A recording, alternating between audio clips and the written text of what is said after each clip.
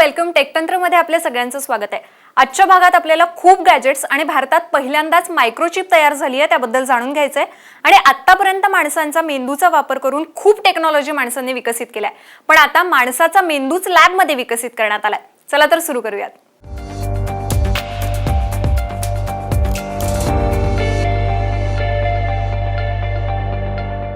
सध्या स्मार्टवॉच खरेदीकडे अनेकांचा कल दिसतोय, त्यामुळे अनेक ई-कॉमर्स वेबसाइट्सवर खूप ऑफर्स आहेत। असेच काही 5000 रुपयांपर्यंतचे smartwatches just for you.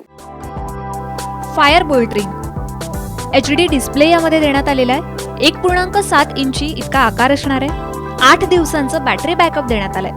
Bluetooth calling, mic, speaker, तापमान, ऑक्सिजन, हृदयाचे ठोके, music, emergency calling feature, fitness tracker, sleep monitor, water resistant, multiple display feature, camera control आणि फोन फाइंडर इतकी वैशिष्ट्ये आहेत।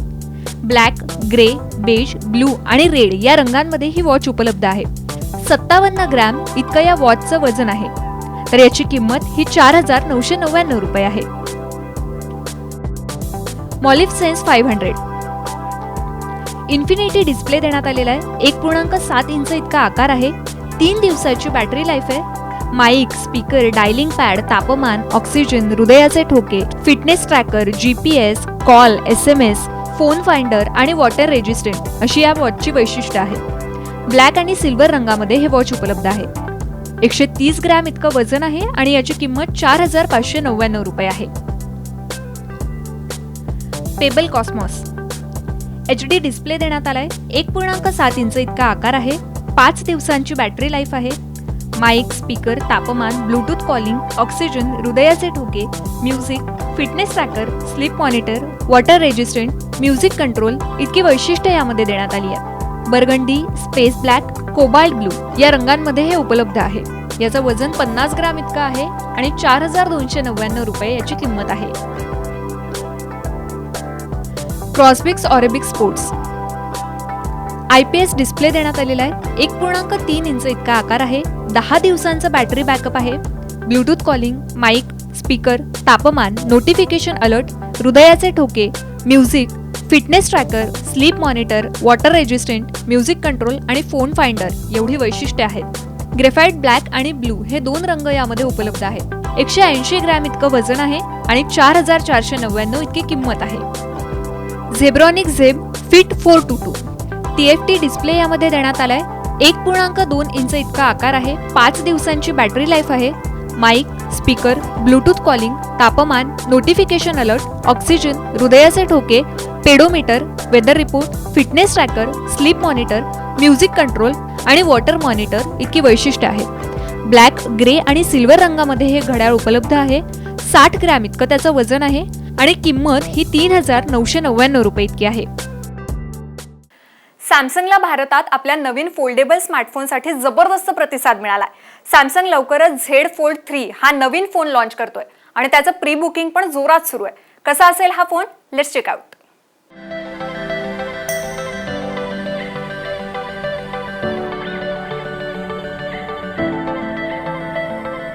सॅमसंगनं आपला नवीन foldable smartphone Galaxy Z Fold 3 5G ला भारतात लॉन्च केलाय।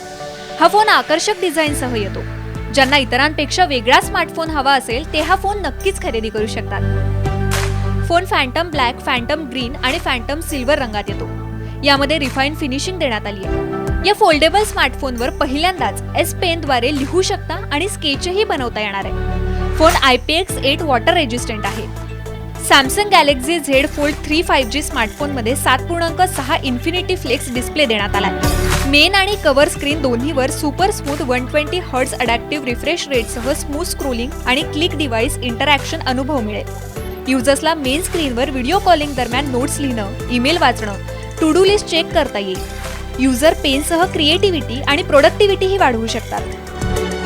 फोन सोबत S Pen फोल्ड एडिशन आणि S Pen Pro अशा 2 पर्यायांसोबत येतो। पेनला वेगळं खरेदी करावं लागणार आहे। फोनमध्ये मल्टी ऍक्टिव्ह विंडोजसह डिव्हाइसच्या मोठ्या स्क्रीनवर कॅलेंडर तपासू शकता आणि टेक्स्ट देखील करता येणार आहे। Z Fold 3 वर युजर ॲप उघडण्यासाठी एक शॉर्टकट देखील बनवू शकतात। Galaxy Z Fold 3 5Gच्या 12GB plus 256GB व्हेरियंटची किंमत ही 1,49,999 रुपये इतकी आहे। तर 12GB प्लस 512GB व्हेरियंटची किंमत ही 1,57,999 रुपये इतकी आहे.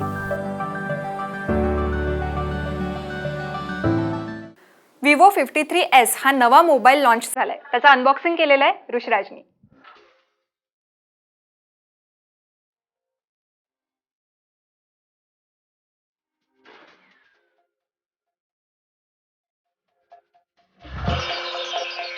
एकंदरीमध्ये आपण नेहमीच वेगवेगळ्या गॅजेट्सचं अनबॉक्सिंग करत असतो. मग तो लॅपटॉप असेल, स्मार्टफोन असेल, स्मार्टवॉच असेल किंवा मग वेगवेगळ्या प्रकारचे इयरबड्स असेल.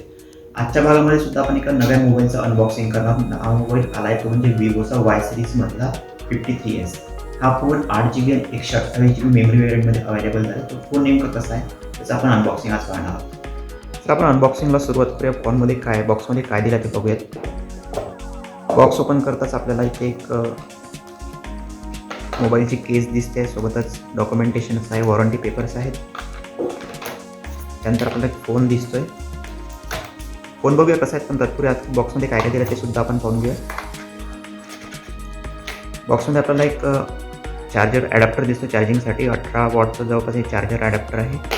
सोबतच सिम इजेक्टर टूल आहे, USB-C टाईपचं एक चार्जिंग केबल आणि सोबतच टाईप्स 3.5 mm एक हेडफोन. आपल्याला सहसा आजकाल मोबाईलमध्ये हेडफोन मिळत नाही, पण विवोने या सिरीजमध्ये हेडफोनसुद्धा दिले आहेत.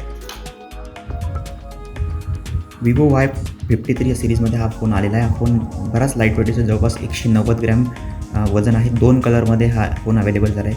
एक रेनबो कलरमध्ये येतो आणि एक ब्लू कलरमध्ये डीप सी ब्लू कलरमध्ये हा फोन येतो. विवो Y53S या फोनमध्ये तुम्हाला एक 6.8 इंचचा डिस्प्ले मिळतो. IPS डिस्प्ले आहे आणि हा फोन 2 कलर व्हेरियंटमध्ये अवेलेबल झाला आहे. एक डीप सी ब्लू आणि एक दुसरा कलर आहे तो म्हणजे रेनबो कलरचा. या फोनचं फीचर्स काय आपण बघणार. आपण फोनमध्ये काय वैशिष्ट्य ते बघूया. या फोनला राईट हँड साईडला तुम्हाला इथे एक फिंगर सेन्सर लॉक बटन दिसतं. सोबतच लॉक व्हॉल्यूम कीसुद्धा दिली आहे. टॉप साईडला तुम्हाला एक सिम इजेक्टरचं फॅसिलिटी आहे. बऱ्याच फोनमध्ये हे सिम इजेक्टरचं आपल्याला लेफ्ट हँड साईडला असतं, पण याला टॉप साईडला दिलेलं आहे. फोनच्या खालच्या बाजूला तुम्हाला एक चार्जिंग सॉकेट आहे, सोबतच 3.5 mmचा जॅक आहे आणि सोबतच स्पीकरसुद्धा खाली दिले. 8GB आणि 128GB मेमरी व्हेरियंटमध्ये अवेलेबल झालेला फोनचं आणखी एक खास वैशिष्ट्य म्हणजे यामध्ये 3GBचं तुम्हाला एक्स्टर्नल रॅम आपल्याला वापरता येणार. म्हणजे तुम्ही जर हाय लेवल गेमिंग करणार असाल किंवा तुम्हाला खूप साऱ्या मेमरीचा स्टोरेजचा वापर होत असेल तर एक्स्टर्नल मेमरी तुमच्या 3GB ही एक्स्टर्नल मेमरी रॅम म्हणून सुद्धा या फोनमध्ये वापरता येते. सुरुवातीला जसं म्हटलं मी की 128GBची मेमरी व्हेरियंट या फोनमध्ये दिलं असल्यामुळे स्टोरेजचा कसलाही प्रॉब्लेम तुम्हाला या फोनमध्ये येणार नाही आहे. आता मुद्दा आहे या फोनच्या प्रोसेसरबद्दल. या फोनमध्ये तुम्हाला ऑक्टाकोर मीडियाटेक G80 प्रोसेसर वापरण्यात आलं. या प्रोसेसरमुळे फोनचा परफॉर्मन्स हा उत्तम झाल्याचं आपल्याला बघायला मिळतं.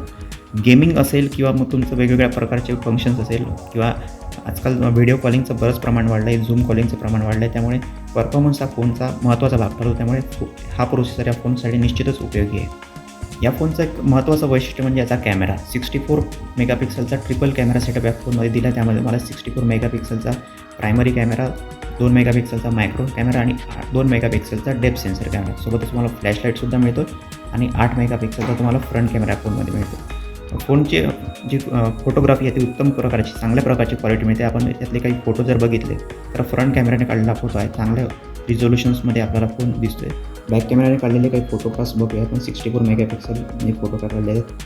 जवळपास हे 700 ते 800 मीटरवरचा फोटोग्राफ्स आहे. त्यामुळे क्वालिटी जर बघितली तर उत्तम क्वालिटी असं बघायला मिळतं. हाच फोटो आपण नाईट व्ह्यूमध्ये जर बघितलं तर त्याची क्वालिटी नाईट मोडसुद्धा कॅमेऱ्याचा चांगल्या प्रकारचा दिलेला आहे. या फोनचं ओव्हरऑल सगळे फीचर्स जर बघितले तर आपण यामध्ये बघितलं की 5000 mAhची बॅटरी आणि 18 वॉटचा चार्जर आहे.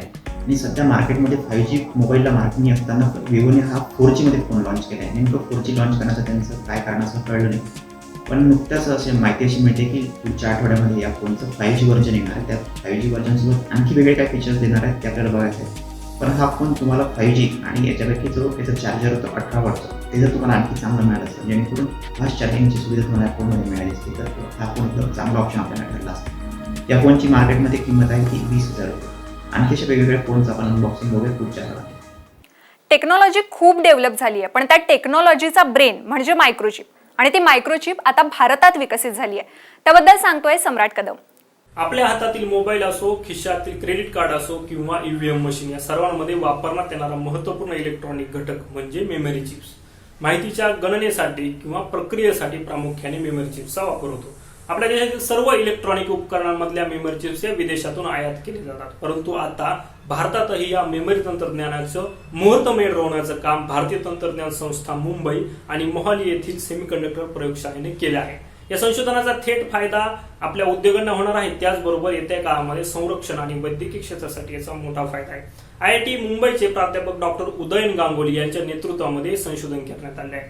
शास्त्रज्ञांनी मूलतः हे संशोधन ज्या इलेक्ट्रॉनिक चिप्स आहे यांना दुरुस्त करण्यासाठी केलं आहे. म्हणजे काय, उदाहरण द्यायचे ठरले तर आपल्याला तापमानाचं अचूक मोजमाप करण्यासाठी एक चिप आपण विकसित केली. ही चिप्स विकसित करण्यासाठी प्रामुख्याने आपण फाउंड्रीचा वापर करतो, याच्यामध्ये सेमीकंडक्टरचा वापर होतो. सेमीकंडक्टर मटेरियल जर कमी जास्त झालं तर ही चिप कदाचित अचूक बनते, म्हणजे त्यातून येणारे रिडिंग हे चुकीचे असू शकतात. 100°C तापमान असतानाही ही चिप कदाचित 103°C तापमान दाखवेल, 99°C तापमान असेल. या एररमुळे या चिप्स अक्षरशः फेकून द्याव्या लागतात. परंतु आता यावर उपाय म्हणून शास्त्रज्ञांनी एक 8 बिटची मेमरी विकसित केली. ही मेमरी काय करते, जे चुकीचं तापमान आहे ते दुरुस्त करून आपल्याला देते. म्हणजे 103°C तापमान जर चुकीचं दाखवत असेल तर त्यातील 3°C वजा करून वापरकर्त्याला अचूक असं 100°C तापमान देणार. आणि यामुळे या उद्योगामध्ये जे मोठ्या प्रमाणावर इलेक्ट्रॉनिक चिप्स वाया जात होत्या किंवा ज्या फेकून द्याव्या लागत होत्या यांचा पुनर्वापर करणं शक्य आहे. त्याचबरोबर उद्योगांचा वेळ आणि पैसा दोन्ही वाचणार आहे. आता या तंत्रज्ञानामुळे नक्की झालं काय, तर आपल्या देशाला एक स्वदेशी 8 बिटची का होईना एक मेमरी मिळाली, जिचं मॅन्युफॅक्चरिंग भारतात झाली, त्याहीपेक्षा त्याचं संशोधनही भारतात झालं आणि ती आपल्या सर्वांना उपलब्ध झाली. आपल्या देशामध्ये संरक्षण उपकरणामध्ये प्रामुख्याने जे मेमरीशी निगडीत जे घटक वापरण्यात येतात ते सगळे विदेशातून आयात होतात. त्याच्या संरक्षणाचा किंवा त्याच्या सिक्युरिटीचा खूप महत्वाचा प्रश्न आहे. त्याची माहिती गोपनीय राहणं खूप गरजेचं आहे. तर येत्या काळात जेव्हा या मेमरी चिपचा वापर होऊन पुढे काही विकसित केलं जाईल, मोठ्या जास्त बीटच्या किंवा जास्त क्षमतेच्या मेमरी चिप्स विकसित होतील, कदाचित भविष्यात जाऊन मदरबोर्डही भारतात विकसित होईल. अशा स्वदेशी इलेक्ट्रॉनिक उपकरणांमुळे देशातील माहितीचं संरक्षण होईल, त्याचबरोबर त्याची गोपनीयता राखली जाईल. त्याचबरोबर देशामध्ये येत्या काळात जे आर्टिफिशियल इंटेलिजन्स युग आपण म्हणतोय किंवा सगळं मॅन्युफॅक्चरिंग हब जे ITशी किंवा IoTशी निगडीत आहे, याच्यासाठी या तंत्रज्ञानाचा महत्वपूर्ण वापर करण्यात आहे. निश्चितच शास्त्रज्ञांनी हे तंत्रज्ञान इलेक्ट्रॉनिक चिप्सला दुरुस्त करण्यासाठी उपयोग केला, परंतु यातून आता देशाला मेमरी तंत्रज्ञानासंबंधी एक नवा आयाम मिळाला आहे आणि देशातील इलेक्ट्रॉनिक्स उपकरणं किंवा सेमीकंडक्टर क्षेत्राबद्दलची मुहूर्तमेढ या ठिकाणी रोवली गेली आहे.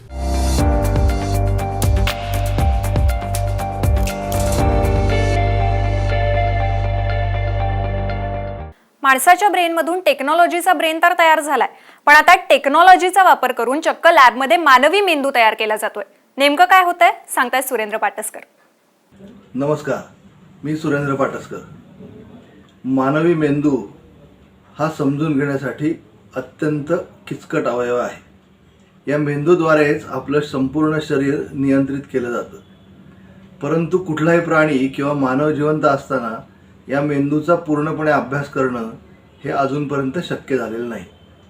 आणि एखादा प्राणी किंवा माणूस मृत झाल्यानंतर तो मेंदू जिवंत असण्याचा कालावधी अत्यल्प असल्यामुळे त्यानंतरही त्याबाबतचे प्रयोग करता येणं खूप अवघड गोष्ट आहे. तरीसुद्धा वेगवेगळ्या प्रकारे मेंदूचा अभ्यास गेली अनेक दशके सुरू आहे. आता त्यात आणखीन एक पाऊल टाकत प्रयोगशाळेमध्येच मेंदू तयार करण्यात शास्त्रज्ञांना यश आलं आहे. जर्मनीतील शास्त्रज्ञांनी प्रयोगशाळेमध्ये मिनी ब्रेन किंवा ज्याला आपण कृत्रिम मेंदू म्हणू असा तयार करण्यात यश मिळवलं आहे. त्याचबरोबर या मेंदूच्या जोडीने 2 डोळेही विकसित करण्यात आले आहेत. शरीरातील मूळ पेशींपासून या दोन्ही गोष्टी विकसित करण्यात आल्या. जर्मनीतील इन्स्टिट्यूट ऑफ ह्युमन जेनेटिक्समधील डॉक्टर जय गोपालकृष्ण आणि त्यांच्या सहकाऱ्यांनी हे प्रयोग केले आहेत. या मिनी ब्रेनवरील डोळे 5 आठवड्यांच्या भ्रूणा एवढे विकसित झाले आहेत. माणसाच्या शरीरामध्ये भ्रूणाचा विकास होत असताना साधारणपणे 30व्या दिवसापासून डोळ्याची खोबणी किंवा त्या रचना तयार व्हायला सुरुवात होते असं मानलं जातं. ती रचना कशा पद्धतीने होते, त्यात काय काय बदल होतात याचा अभ्यास करण्याचा प्रमुख हेतू या प्रयोगामागे होता. प्रयोगशाळेत तयार केलेला किंवा विकसित करण्यात आलेला हा मिनी ब्रेन अत्यंत छोटा म्हणजे केवळ 3 मिलीमीटर आकाराचा होता. एखाद्या पेट्री डिशमध्ये ठेवून त्याच्यावरती आपल्याला निरीक्षण करता येणं शक्य होतं. हे जे डोळे विकसित करण्यात आले त्या डोळ्यांना खरोखरच्या डोळ्यांप्रमाणे म्हणजे पूर्ण विकसित झालेल्या डोळ्यांप्रमाणे कॉर्निया, लेन्स आणि रेटिना म्हणजे दृश्यपटल हे विकसित झाले. या तिन्हीच्या आधारे ते डोळे प्रकाश ग्रहण करू शकत होते हे दिसून आले. त्याचबरोबर न्यूरॉन आणि नर्व्ह पेशींच्या साहाय्याने डोळ्यांचा मेंदूशी संपर्कही होत होता, त्यांच्यामध्ये संदेशांची देवाणघेवाणही होत होती. याचेही पुरावे शास्त्रज्ञांना मिळावे. या सगळ्या नोंदी कॉम्प्युटरवरती नोंदवण्यात आल्या. प्रयोगशाळेत तयार झालेल्या मेंदूमध्ये अशा प्रकारे डोळे आणि मेंदू यांच्यातल्या संपर्काची प्रक्रिया पहिल्यांदाच दिसून आली. जर्नल स्टेम सेलमध्ये हे संशोधन प्रकाशित करण्यात आले आहे.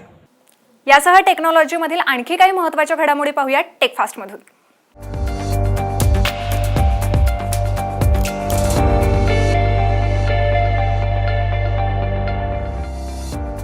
जिओ भारतात सर्वात स्वस्त फोन येत्या गणेशोत्सवाला लॉन्च करणार आहे.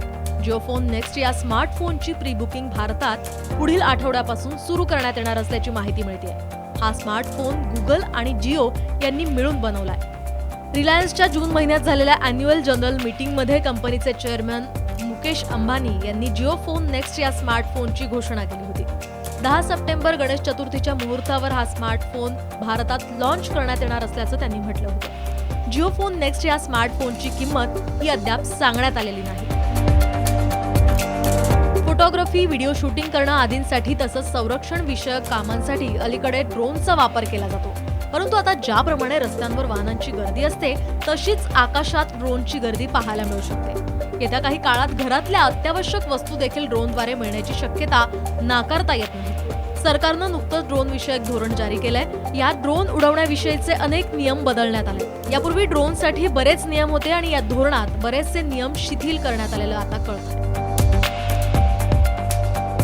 स्वदेशी मायक्रो ब्लॉगिंग साईट कूची युजर संख्या ही आता 1 कोटी पार गेली आहे. पुढच्या वर्षात ही संख्या 10 कोटींवर नेण्याचं लक्ष ठेवलं असल्याचं कंपनीचे सहसंस्थापक अप्रमेय राधाकृष्णन यांनी सांगितलंय. ते म्हणाले की अजून सुरुवात आहे. आज इंटरनेटचा वापर करणाऱ्यांच्या संख्येत फक्त 2% युजर मायक्रो ब्लॉगिंगचा वापर करतात. फक्त इंग्रजी पाहिलं तर ही संख्या 2% इतकी सीमित आहे.